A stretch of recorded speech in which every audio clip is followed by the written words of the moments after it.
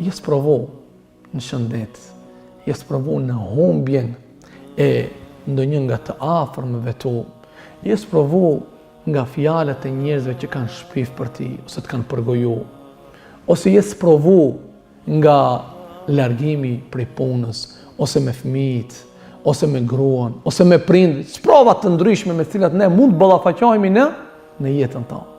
E tash çka? Ramazani të mëson një mësim madhështor.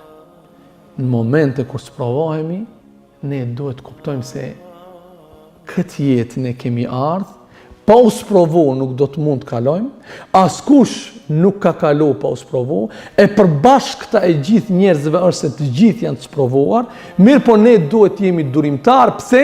Sepse e para e punës, çdo herë në jetë ka më keq se ti, andaj mjaftohu me sprovën që e ke, dhe mos tolero që të kaploj trishtimi, mos tolero që të kaploj mërzia, mos tolero që të kaploj brenga, por qëndrohu durimtar dhe qëndro i bindur në fjalën e Allahu Dhul Xhelal se kjo jetë është mes gëzimit dhe mes provës. Dhe nëse në këtë moment ti je i sprovuar, dije se pas momentit të sprovës do të vijë momenti i gëzimit.